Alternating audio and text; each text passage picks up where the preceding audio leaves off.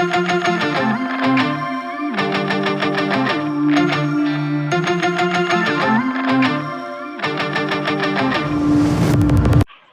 का निर्माण यानी कि मिट्टी का निर्माण जो होते हैं ना, अपनी ऊपरी मिट्टी जो परत होती है उसका निर्माण कैसे होता है, ये आपने इसमें जो है process involve in soil formation. Soil का फॉर्मेशन मतलब मिट्टी का निर्माण।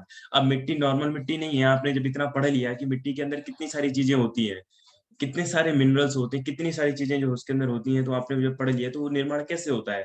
तो बड़े बड़े रॉक्स होते हैं, वो टूटते हैं छोटे पार्टिकल्स में, और उसके भी कई रीजन रहते हैं। वेदरिंग, अब वेदर में क्या क्या आता है आपको पता है, रेनफॉल, टेम्परेचर, है ना, ह्यूमिडिटी, एयर कंडीशनर, मॉइस्चर्स, ये सारी चीजें हैं। तो वेदरिंग के कारण से भी क्या होता है हमारा, मिट्टी जो है छोटे पार्ट में कन्वर्ट होती है। The process involve in the formation soil are slow. अच्छा, आपने स्लो और ग्रेजुअल एंड कॉन्टिन्यूस है। तो अगर हम मिट्टी का जो निर्माण होता है, जो ऊपरी परत का निर्माण हम बात करें, यहाँ पे सॉइल की बात कर रहे हैं, तो उसका निर्माण जो है या तो स्लो, उसका जो प्रोसेस है वो स्लो है, ग्रेजुअल है और कंटिन्यूस है। तीन चीजें हैं इसमें, एक तो बहुत स्लो है, और ग्रेजुअल धीरे धीरे, और फिर कंटिन्यूस है। The sum total natural process resulting the disintegration of parents rock। parents rock का मतलब होता है इनिशियल जो है, सबसे पहले कभी जितनी आप छोटी छोटी मिट्टी देखते हो, कभी ना कभी ये बहुत बड़े पत्थर रहे होंगे, टूटते फूटते छोटे बन गए। वेदरिंग से and involve physical chemical and, तीन चीजें हो गई इसमें। तो आप अगर मिट्टी का निर्माण जो है कितने प्रकार से हुआ है, तो वेदरिंग आ गया, एंड इट इन्वॉल्व, वेदरिंग में क्या आता है आपका, फिजिकल, केमिकल और बायोलॉजिकल। तो तीन चीजें हो गई इसमें, फिजिकल, केमिकल और बायोलॉजिकल एजेंसीज। बायोलॉजिकल एजेंसीज मतलब होती हैं छोटे मोटे कीड़े मकोड़े लग जाते हैं, तो बड़े बड़े चट्टान जो है धीरे धीरे खिसक के टूट फूट जाते हैं।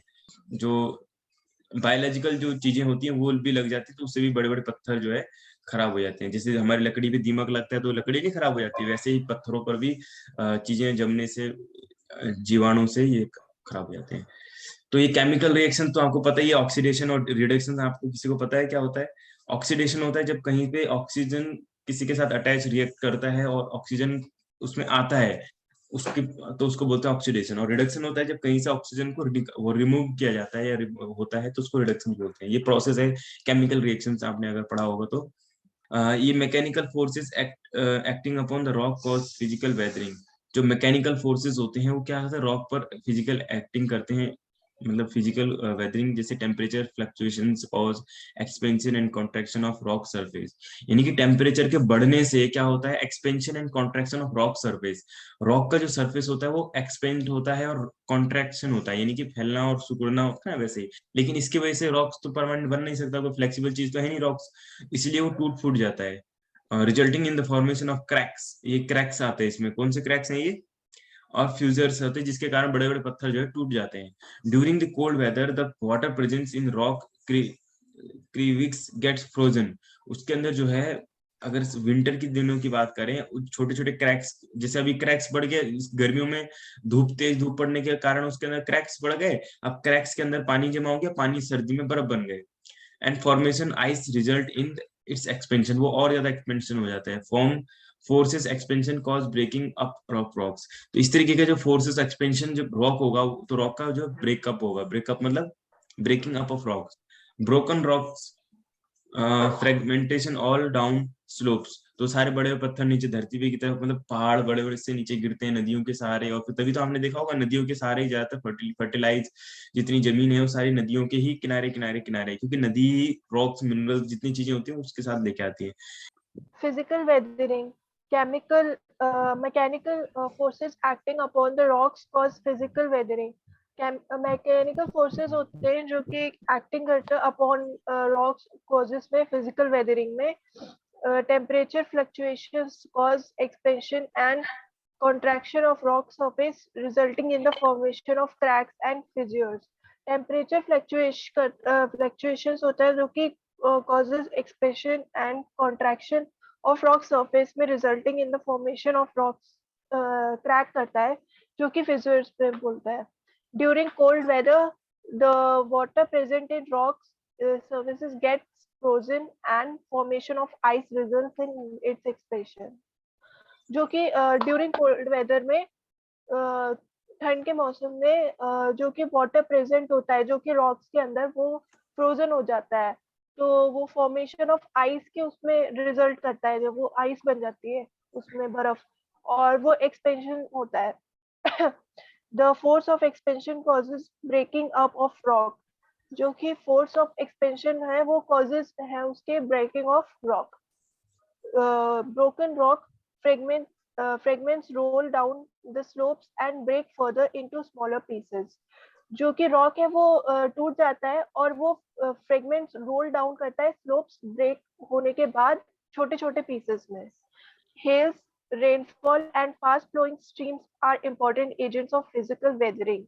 Wind is another agent of physical weathering, particularly when it carries sand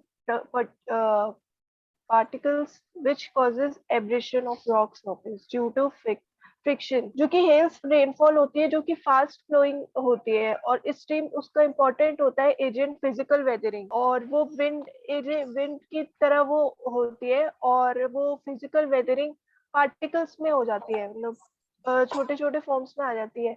और व्हेन वो कैरी करती है सैंड और पार्टिकल्स, विच वो कॉजेज के लिए बताया गया है कि कॉजेज करता है एब्रेशन ऑफ रॉक सरफेस में ड्यू टू फ्रिक्शन। जो कि विद्यन हील एक नाम है जो कि विद्यन हील बताया गया है फॉरेस्टिस। वो कॉमनली सीन होती है जो कि ट्रीज पेड़ और जो उसके रूट होते हैं उसके बारे में, और ऑफन प्रेटेन थ्रू रॉक, वो रॉक्स के प्रेटेन में बताया गया है। और services in the course of time, जो कि वो टाइमली होता है।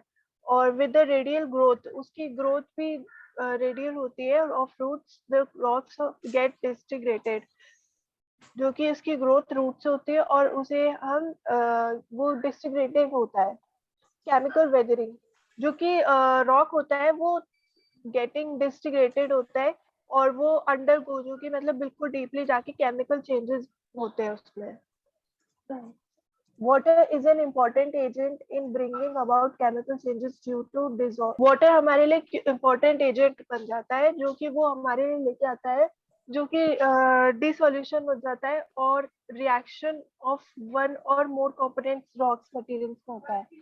Presence of dissolved materials and warm temperature favor chemical weathering, जो कि वो डिसॉल्व करता है मटेरियल्स में और वार्म टेम्परेचर होता है, गर्म उसका टेम्परेचर होता है, वो फेवर केमिकल वेदरिंग और केमिकल वेदरिंग होता है। Another very important process of chemical weathering is through hydrolysis in which water descends particularly in the presence of carbon dioxide and organic acids into H and OH ions, which act on selenites like orthosol to produce silicates clay. Another important हमारे लिए सबसे ज्यादा important process हो जाता है जो कि chemical weathering होता है थ्रू हाइड्रोलाइसिस में और वाटर डिसॉल्वेंट्स में, particular presence of carbon dioxide, जो कि कार्बन डाइऑक्साइड होता है CO2, और ऑर्गेनिक एसिड्स होते हैं जो कि इनटू H+ और OH आयंस, ये कुछ वो फॉर्मूलाज होते हैं which act to on silicates like orthoclase, और वो प्रोड्यूस करता है silicic clays. Oxidation and reduction reactions and carbonation are other important means of chemical weathering। Oxidation और रिडक्शन रिएक्शन होता है, रिएक्ट करता है, और जो कि कार्बोनेशन बोलते हैं, और वो हमारे लिए एक दूसरा इम्पोर्टेंट मीन्स बन जाता है, उसका मीनिंग होता है ऑफ केमिकल वेदरिंग में। Mineralization and humidification. As a result of physical weathering, the rocks are broken down into smaller particles. हमारा जो physical weathering होता है, जो उसका result होता है, जब होती है जो physical weathering, तो उसकी वजह से जो हमारे rocks होते हैं वो छोटे छोटे part में broke down हो जाते हैं, मतलब टूट जाते हैं। But this is not the true soil. But ये true soil नहीं होती है, असली सॉइल नहीं होती है। And plants can not grow well in the disintegrated rock material. और जो प्लांट्स होते हैं वो इसमें ढंग से ग्रो कर ही नहीं सकते क्योंकि सिर्फ ये रॉक होती है। The weathered material, however, undergoes further changes. जो हमारा weathered material होता है, जो ये हमारा टूटा है, जो ये रॉक्स टूटी है, इसको बहुत सारे changes के अंदर जाना पड़ता है। That you would study in this section, जो हम इस section में पढ़ेंगे। You might have notice that during weather, हमने ये बात नोटिस करी होगी जब भी वेदरिंग होती है, mostly physical and chemical factors are involve.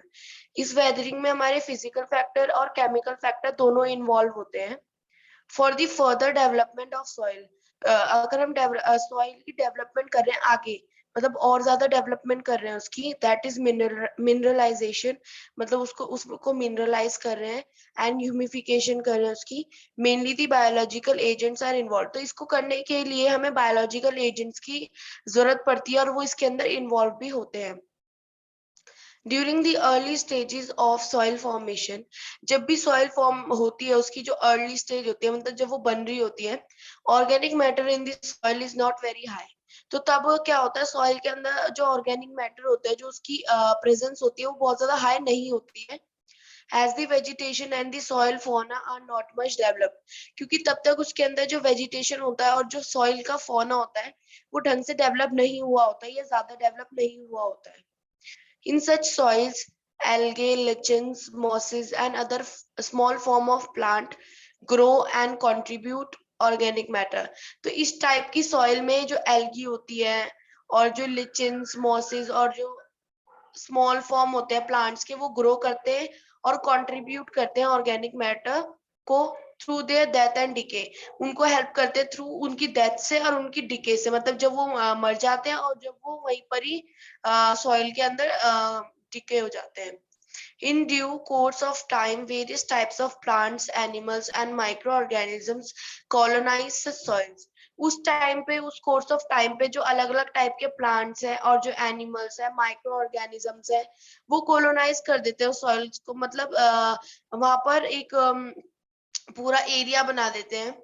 They also contribute organic matter to the soil, वो ऑर्गेनिक मैटर भी लेके आते हैं सॉइल के अंदर, कंट्रीब्यूट करते हैं उसमें भी, in the form of waste और देयर डेड रिमेन्स, जो मतलब उनका वेस्ट होता है एनिमल्स, प्लांट्स या माइक्रो ऑर्गेनिजम्स का, और जो उनके डेड रिमेन्स होते हैं उससे वो क्या करते हैं, ऑर्गेनिक मैटर को सॉइल के अंदर कंट्रीब्यूट करते हैं।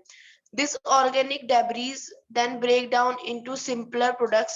अब जो ये ऑर्गेनिक डेब्रीज होती है, मतलब जो ऑर्गेनिक इसके अंदर जो भी वेस्ट वगैरह है, ये क्या करते हैं, फिर ये ब्रेक हो जाते हैं, मतलब टूट जाते हैं, छोटे छोटे सिंपलर प्रोडक्ट्स में टूट जाते हैं।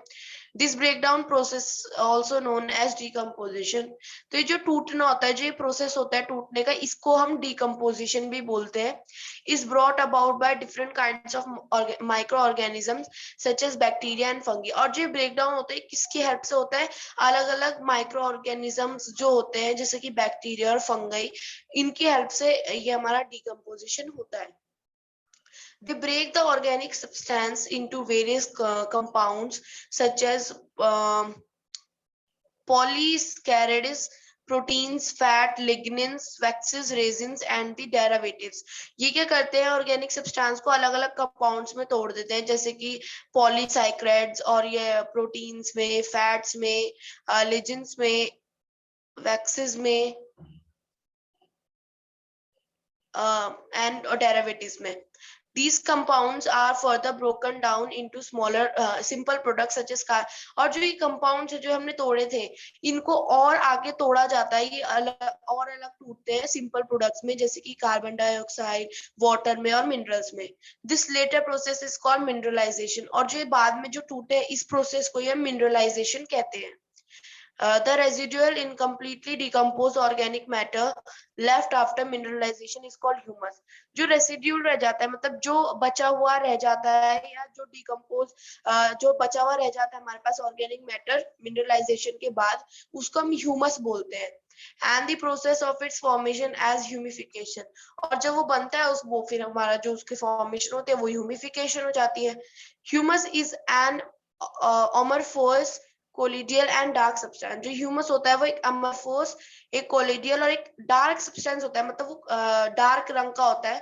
That is the source of energy, जो कि हमारा एनर्जी का सोर्स होता है, एंड न्यूट्रिएंट्स का for most soil micro organism. जो सॉइल के माइक्रो ऑर्गेनिजम्स होते हैं उनके लिए वो एनर्जी का सोर्स और न्यूट्रिएंट का सोर्स होता है, मतलब उससे वो अपना न्यूट्रिएंट और एनर्जी लेते हैं। Humus is important as it gives the soil a loose texture. जो ह्यूमस होता है वो सॉइल के लिए बहुत ज्यादा इंपॉर्टेंट होता है, क्योंकि वो सॉइल को एक लूज टेक्सचर देता है बेटर एरिएशन के लिए, मतलब जो उसके अंदर ढंग से एयर जा सके उसके लिए। Being colloidal in nature, it has a great capacity for imbibing. Colloidal होने के साथ साथ उसमें एक अच्छी कैपेसिटी भी है for imbibing and retaining water and nutrients. दोबारा से वाटर और न्यूट्रिएंट्स को इम्बाइड करना, रिटेन करना, मतलब उसको दोबारा से सॉइल के अंदर लेके आना। Humus greatly involves the soil fertility. जो ह्यूमस होता है वो हमारी सॉइल फर्टिलिटी को बहुत ज्यादा इंप्रूव करता है। Change is caused by agriculture and overgrazing. The changes in environment caused by man through his agro-pastoral activities can be divided into two types. जो changes हो रहे हैं environment में वो किस वजह से हो रहा है, वो man की वजह से हो रहा है। जो उसकी activities होते हैं agro-pastoral activities, इनको हमने divide किया two types में for the sake of simplicity, simplicity की वजह से। First है इसमें changes brought about by traditional agriculture, जो changes हमारे traditional agriculture में लाए गए हैं, और changes brought about by modern agriculture, जो मॉडर्न एग्रीकल्चर में चेंजेस लाए गए। The characteristics of traditional agriculture include defacement of land. जो हमारी ट्रेडिशनल एग्रीकल्चर है उसकी जो कैरेक्टरिस्टिक्स है वो होती है डिफेसमेंट ऑफ लैंड, जो उसकी लैंड की जो फेसमेंट होती है उस जिस तरह उसमें deforestation copied and with loss of soil structure, और वहाँ पर डिफॉरेस्टेशन कपल्ड होता है, उसके साथ साथ जो सॉइल स्ट्रक्चर होता है उसमें भी लॉस होता है। Soil erosion and depletion of soil nutrients, इसमें सॉइल इरोजन और सॉइल न्यूट्रिएंट्स का डिप्लीशन भी है। Overgrazing is also a byproduct of efforts to exploit the land resources for maximum livestock production. जो overgrazing is also a byproduct of efforts to exploit the land resources. जो overgrazing होता है वो भी एक byproduct होता है efforts को exploit करने का land resources में for maximum livestock production, जो production हुआ है। While modern agriculture continues to share the disruptive effects, जो कि modern agriculture होता है वो continue करता रहता है disruptive effect traditional agriculture को on environment. It also affects certain changes in environment. वो क्या करता है, जो environment में changes हो है उनको भी affect करता है। Characteristics only of modern agriculture practices, जो कि characteristics होते हैं modern agriculture की practice के। For example, excessive irrigation causes. अगर हम excessive irrigation करेंगे, मतलब ज़्यादा irrigation करेंगे, तो वो क्या cause करेगा? Twin problems of salination, जो salination होती है उसकी twin problems को create करेगा, cause करेगा। और वाटर जो लॉगिंग होती है उसको resulting from rise in water, जो कि जिसमें हमारा फिर जो पानी का वो है वो राइज होता है, rise in water table apart from causing depletion of groundwater resources, और वो फिर depletion जो groundwater का है उसको भी cause करेगा। Similarly, addition of chemical fertilizers increase the rate of depletion. ऐसे ही अगर हम देखें तो जो chemical fertilizer है अगर हम उसको add करते हैं, अगर उसको increase करते हैं, तो हमारी जो depletion है micronutrients का soil में से वो भी हमारा घटता जाएगा, डिप्लीट होता जाएगा। And eutrophication of water bodies and नाइट्रोसेमेनिया इन चिल्ड्रन, और वो क्या क्रिएट करेगा बच्चों में, नाइट्रोसेमेनिया एक डिजीज होती है वो क्रिएट करेगा। The use of plant protection chemicals poisons the food products, जो हमारे प्लांट प्रोटेक्शन के लिए यूज होते हैं जो हमारे केमिकल्स जो पॉइजन, वो food products and sometimes kills non target friendly organism, वो कभी कभी जिनको मारना नहीं भी चाहिए उनको भी मार देते हैं, मतलब उसमें कुछ एनिमल्स भी किल हो जाते हैं। Likewise, use of highly yielding varieties makes the agriculture market oriented. जो जब भी हम किसी भी हाई yielding varieties का यूज करते हैं एग्रीकल्चर में, तो वो उसको मार्केट ओरिएंटेड बना देता है। Encourages monoculture, वो मोनोकल्चर को एनकरेज कर देता है। मोनोकल्चर जब एक ही जना कोई वो कर रहा होता है। Causing eruption of epidemics, वो क्या करता है, एपिडेमिक्स के इरप्शन को कॉज करता है, और डिप्लीशन ऑफ जेनेटिक डाइवर्सिटी, और जेनेटिक डाइवर्सिटी को डिप्लीट करता है।